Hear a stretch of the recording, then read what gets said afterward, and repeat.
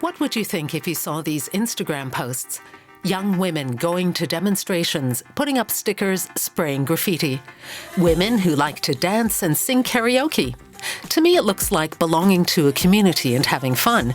But scroll on a bit and you see German flags, balaclavas, and hear this word over and over again. Remigration. Remigration. This is the Instagram channel of Lukreta, a far-right women's network. We are a women's group who stands up for the rights of women across Germany. They classify themselves as Sweetie Pie Extreme. The Interior Minister of the state of North Rhine-Westphalia says they are right-wing extremists. Zara, me, Kim, Alyssa and Lisa have spent months investigating this group. We've been taking a closer look at these activists and their associates, going undercover at times. We met Emma, who told us she was once part of this scene. Women were talked about in an inconceivably perverse way. And we talked to Marie, now a target of the far right. I have now faced death threats the majority of my adult life. We have discovered an international network and followed a trail that led to the European Parliament. All the time we kept on hearing the same demand. My goal is simple: mass deportations now. We end up at a meeting of European right-wing extremists in Portugal, complete with hardcore Nazi propaganda. What do these women want, and how much influence do they already have? We started out researching the hashtag Frauen für Frauen, or Women for Women. Sounds important, right? What we found: braided hairstyles, crocheting, and outfit inspiration. But wait a minute, what does that say? How would you dress for remigration? The far right's favorite word, squeezed in between fashion accessories and cute little doggies. Let's pause for a second. You're going to be hearing this term, remigration, a lot. So what does it mean? Groups like Lukreta use the word as a battle cry. The concept of remigration is inextricably linked with ethno-nationalist racist deportation plans. To get a bit closer to the scene, we set out to find someone who was part of it. We tracked down Emma via a social media post. She says that a year ago, she was very close to such far-right women. Emma wanted to remain anonymous, at least initially. Emma said she was 17 when it started.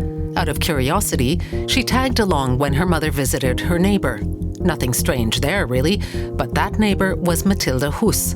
Back then, she lived in the Villa Adlon in Potsdam, near Berlin. According to the non-profit media organization Correctiv, that's where the far right met to discuss their remigration master plan in late 2023. For Emma, it was just the house next door, owned by a family friend. My mom was in very close contact with her back then. Emma said she didn't wonder why the far right were gathering there. She was excited to take part and hear what they were discussing. But you've said that several people tried to get you involved. Can you say who that was? One of them was Mathilde Huss. Mathilde Huss denies getting Emma involved in the scene. We asked her. Emma, however, says Huss invited her to take part in a meeting of young women in Villa Adlon. One woman held a talk. The name of a certain party was mentioned, the far-right Alternative for Germany, or AfD. They talked about the lack of female role models in the AfD, conservative female role models. It was like they were creating a doll to copy. So their focus was on female role models for the AfD. One contradiction jumped out at her. On the one hand, yes to feminism. Women should be liberated and emancipated, but at the same time, women should be incredibly conservative and take a back seat. We would encounter such contradictions frequently during our research, but first we wanted to know who exactly took part in that meeting. It was an unofficial Lukreta meeting. Lukreta, they're the ones with the outfit tips for remigration. Mathilde Huss denies the Lukreta meeting ever took place in Villa Adlon. It's one person's word against another. Lukreta describes itself as an independent initiative of young women. Its slogan, standing up strong for women's safety. But they also post things like, real women are right-wing, As far right as the AfD, classified by Germany's domestic intelligence agency as a suspected right-wing extremist group? Yes, says extremism researcher Juliane Lang. Lukreta is a classic front group, like a number of others we observe in the AfD's political sphere. We see young women with friendly expressions who give right-wing extremism a different face, a female face, and that is their strategy. When talking about Lukreta and the AfD, let's start with the obvious, Lukreta's founder. My name is Reinhild Bosdorf, and I'm part of the women's network Lukreta. And this is her mother, Irmhild Bosdorf, an AfD member and a member of the European Parliament. Reinhild also works as an assistant to AfD MEP Alexander Jungblut. And this woman also likes to pose for Lukreta's social media posts, Marie Kahn, another AfD MEP. This testifies to a very close link between Lukreta and the AfD. And all three, Bosdorf, Jungblut and Kahn, belong to the Europe of Sovereign Nations, or ESN group, a faction which also represents other far-right parties in the European Parliament. We discovered the ESN was organizing a women's conference in Germany in June 2025. This event was publicized by Lukreta, despite its claim to be independent. We wanted to know what was up for discussion, but the meeting wasn't public. You had to sign up. We couldn't send in a reporter with a camera team for our investigation. We had to go undercover. Women from all over Europe were meeting here in Vlatten, a small town near Cologne. We already knew what to wear to fit in. Yes, girls, no more jeans. Get your skirts and dresses on. And hey, presto, we were in. That's Reinhild Bosdorf, the Lukreta founder. Mother Irmhild, the AfD MEP, was one of the event organizers. This women's conference came about because we said we have a problem. While many people in Germany are right-wing, many women don't dare to say, I'm right-wing too. I believe Europe's future depends on confident, strong women. She's promoting her party and the ESN, but her daughter has a platform to publicize Lukreta too. Lukreta is not the conference organizer, but it's well represented here. I would ask all girls here with Lukreta to raise their hands because I'm really proud so many of you have come today. So what was the conference really about? One topic kept coming up, violence against women. It's about violence against women, about imported violence against women. And it's also about protecting women from this imported violence. That was the message of one conference speaker, Bettina Gruber, an AfD member. One thing we noticed, violence against women was often only of interest when committed by migrants. According to Lukreta, remigration protects women from violence. So what does remigration mean, according to Lukreta? The remigration of millions of people means the mass deportation of migrants, far more people than those technically required to leave Germany by law. They numbered some 230,000 in early 2026, far below 1 million. At the conference, one participant said, "What gets completely forgotten is you could simply deport quite a lot of people." And got loud applause. Irmhild Bosdorf has said similar things in the European Parliament. If we want to stop violence against women, then we first have to stop uncontrolled mass migration to Europe. From the outset, Lukreta only mentioned sexualized violence when migrant men were the perpetrators. That's a classic right-wing extremist strategy, to see male violence whenever it can be represented as something imported, brought in from the outside, and where it's possible to distract from its own structures of violence. Women aren't well received in the far-right scene. An undercover investigation in the German news magazine Stern in October 2025 quoted Lukreta's founder herself as saying that women were treated extremely badly in the scene. Emma gave us concrete examples of what she had experienced. Women were spoken about in an inconceivably perverse way. How they wanted to take them, what they wanted to do with them. They said women couldn't think anyway. It was completely objectifying and degrading. Rape fantasies, too. So here is the second contradiction. Women should be emancipated, but conservative as well. and violence against women should be discussed, but only when migrants are involved. Not violence in general, and certainly not among the far right. That really got to Emma. I put on 20 kilograms during that time. I suffered from bouts of depression. She says that her time in the far-right scene really wore her down. Back at the conference in the western German state of North Rhine-Westphalia, our reporter noticed something else. We have a lot of international guests, in total from 6 different countries. So where did they come from? For example, next to Reinhild Bosdorf, we can see here someone from the Women's Safety Initiative from the United Kingdom. She also had an extreme message. Britain allows the systematic rape, torture and abuse of women and girls while welcoming and supporting these monsters. My aim is simple: mass deportation now.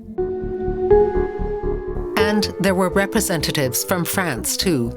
The Collective Nemesis also spoke. We think this movement is the future for the women of Europe, together with our sisters from Women's Safety and Lukreta. Germany isn't the only country to have a far-right organization for young women like Lukreta. They exist in other countries too. Are they busy constructing the far-right's future strategy for women? They certainly seem to have close ties, but who was paying for all of this? The food is covered by your taxes. The ESN is paying for that. But if someone wants to make a donation, and I have to say this very quietly, there is a donation box for Lukreta over there. Aha, taxpayers' money.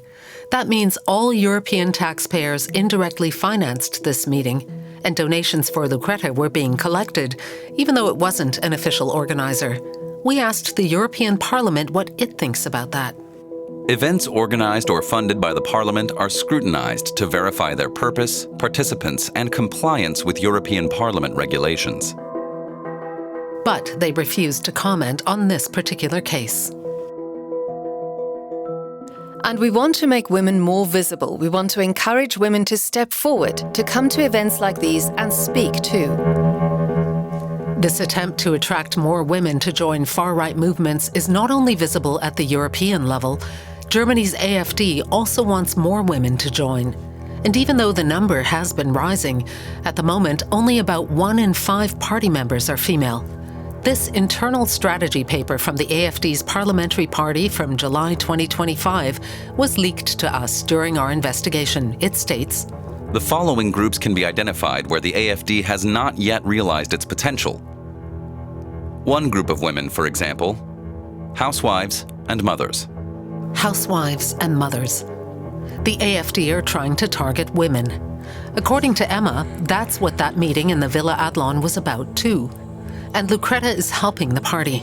Member Julia Gerkens, who calls herself Lukreta's sweetie pie, is also in the executive of the AfD's new youth organization. This is Gerkens at its launch. Als Beisitzerin, als auch persönlich möchte ich rechte Politik für Frauen zugänglicher machen. Nur millionenfache Remigration schützt unsere Frauen und Kinder.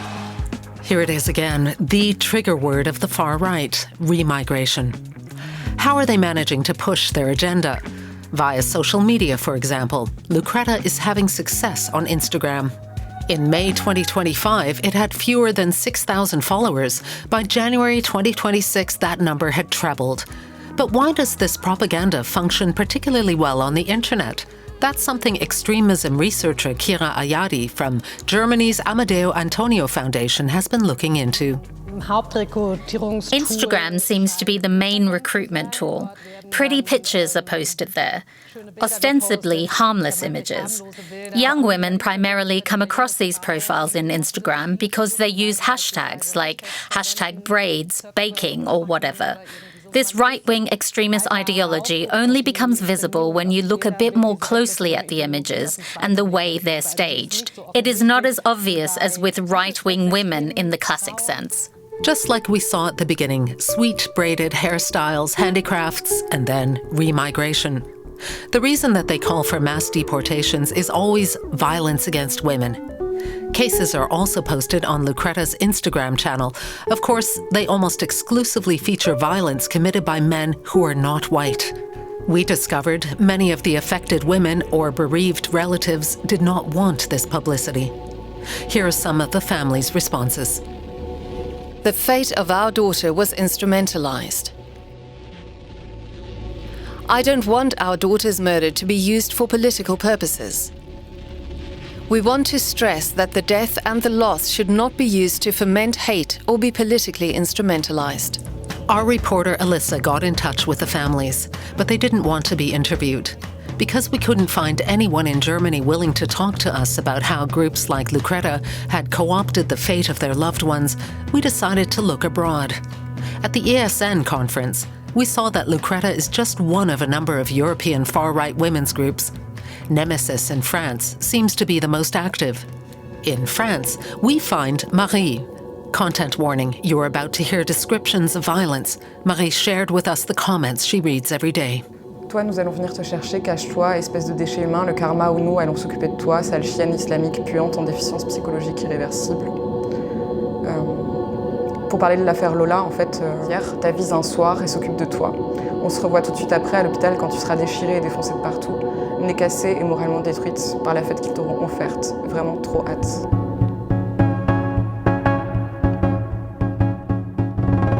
Such comments are part of everyday life for Marie Coquille Chambel. She was a victim of sexualized violence and at the same time, the victim of far-right hate online. We want to know what happened, so we travel to Paris to meet Marie, a doctoral student in theatre studies and an actor. How did she end up the target of far-right hate? Let's go back to the year 2020. I became the victim of domestic violence when I was living with him, and also the victim of sexualized violence. Marie filed charges against her ex-partner. At the time, many women in theatre and show business were talking about such experiences, #MeToo. But she wasn't expecting what came next. A right-wing writer posted a picture of Marie's ex-partner, the actor Nazim B, a man with an Arabic name, and photos of her injuries on Facebook. Suddenly, she got hate mail. I can even still remember the racist comments about my attacker.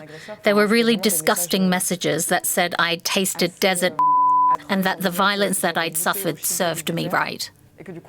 She refused to let the racism go unchallenged. And so I stood up for him, even though I had suffered violence at his hands. I began to say to myself, okay, I refuse to allow my story to be instrumentalized, and I refuse to allow any other story to be instrumentalized. But it was in vain. Nemesis also seized on her story. Nemesis wrote a report about it, which really scared me. Marie's attempts to stop them were futile. Even when you say you're opposed, they'll use it. They act as if they were an organization that values the victims' voices, but they only help the few victims close to them. What's incredible is the hostility she, a victim, had to bear. Every time Nemesis mentioned Marie, there was a new wave of hate. It is, in fact, their followers who turn it against me. They rely on their extremely radical fan club to maximize the cybermobbing. And that's another contradiction. They did not listen to the pleas of a woman who became the victim of violence. I now face death threats the majority of my adult life. My family fear I'll be murdered in the middle of Paris. Of course, we put Marie's accusations to the Nemesis activists. We wanted to hear from them, but they responded with this meme, which means something like red. We couldn't care less. Marie's case shows they only regard violence against women as important when it fits their agenda. We took a look at what else Nemesis does and posts. This is Nemesis in November 2021, trying to break up a feminist demonstration, together with right-wing extremists armed with iron bars and tear gas. And here is a report about a Nemesis demonstration on March 8th, International Women's Day, which says a neo-Nazi was there as a security guard. And here are far-right extremists who have sought out the company of Nemesis. Perhaps France's best-known far-right politician, Jean-Marie Le Pen, a Holocaust denier and Front National founder who died in 2025, and his granddaughter, Marion Maréchal, who has a seat in the European Parliament. Maréchal's sister-in-law is, correct, a member of Nemesis. The Nemesis activists used the Le Pen's family residence to plan action and throw parties, so Nemesis has ties to the domestic far-right scene and connections in the European Parliament. This is MEP Zara Knafo at a Nemesis demonstration. Like Irmhild Bosdorf, she's a member of the ESN group. And remember the ESN conference and how Nemesis and the German women from Lukreta came together there. Well, in January 2026, Lukreta joined forces with Nemesis at a torchlit march in Paris. Like other parts of the far right, Lukreta has a good international network, particularly in Europe. For years, we've been watching the way contacts are being made there and attempts at networking. The idea of the women's groups seems to be working. Nemesis has expanded in the last few years and is now active outside France too, in Spain, Italy, Belgium, and Switzerland. In the UK, the Women's Safety Initiative was set up in 2025, and a similar group was founded in Portugal too. Groups comparable to Lukreta have been springing up in all those countries.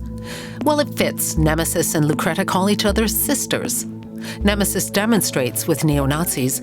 Does Lukreta also have contact with the neo-Nazis? What happens beyond Instagram, out of the public eye?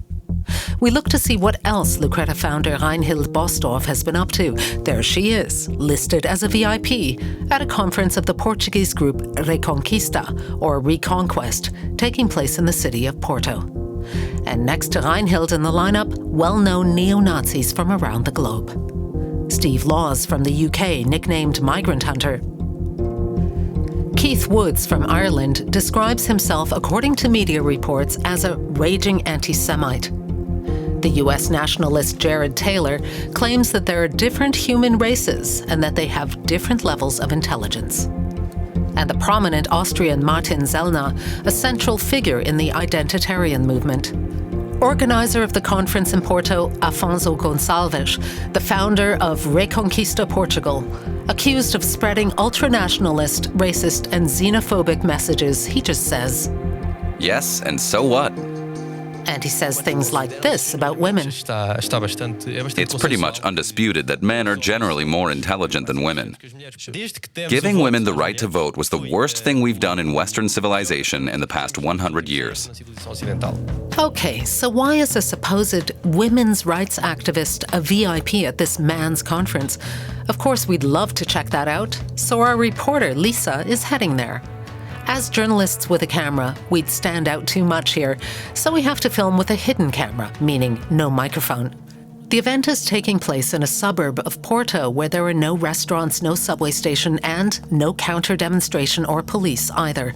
We're feeling really uneasy, but a lot of people inside are filming too, so we pull out our phones after all. Apparently, they feel no need to hide anything here. Those long, narrow banners look eerily familiar. Who's that now? A video message from an AfD member of Brandenburg State Parliament, Lena Kotre. Germany's domestic intelligence agency has classified her as being a confirmed right-wing extremist.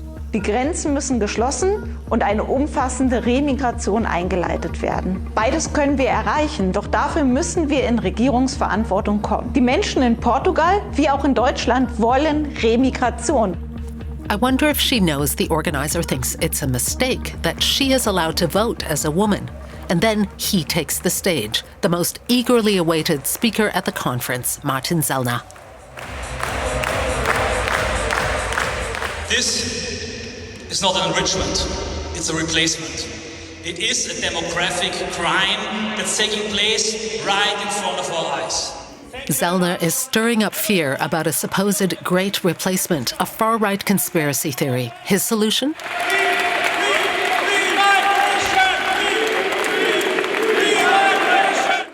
And Sellner also has something to say about women. Where lies the future of a nation?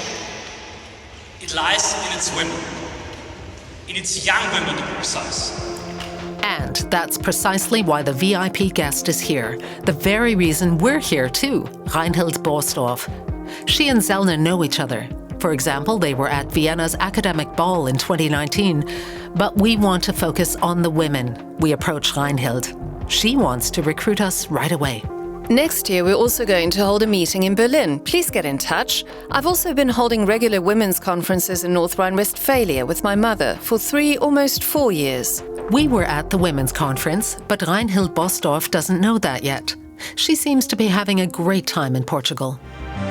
And very glad to connect with international guests from Germany, from Austria, and of course with our friends from Portugal and from Spain. What are her international friends discussing in the hall? One is quoting Nazi propaganda. A true nation can be summarized in 2 words: blood and soil. And there, a Nazi salute. No one steps in. Lukreta activist and MEP's assistant Reinhild Bosdorf surrounded by European neo-Nazis. We confront Bosdorf with what we saw, but she doesn't answer us. And the European Parliament? Surely they need to keep an eye on what their staff are doing. We send them an email to ask, but they won't comment on individual cases. Does an event like this truly respect the values of the EU? They won't say anything about that either. At any rate, the Domestic Intelligence Agency of North Rhine-Westphalia is keeping an eye on Lukreta. That's where Reinhild Bosdorf's group is particularly active, and there, the group is also considered far-right.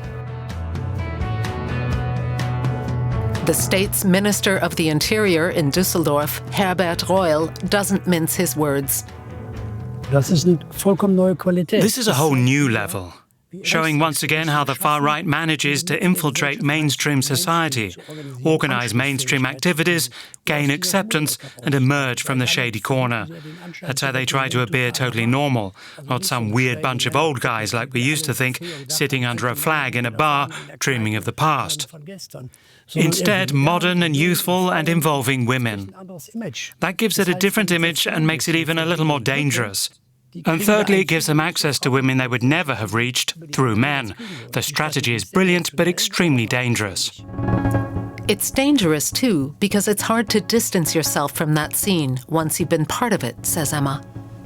It's incredibly difficult to get out of that right-wing scene once you're in it.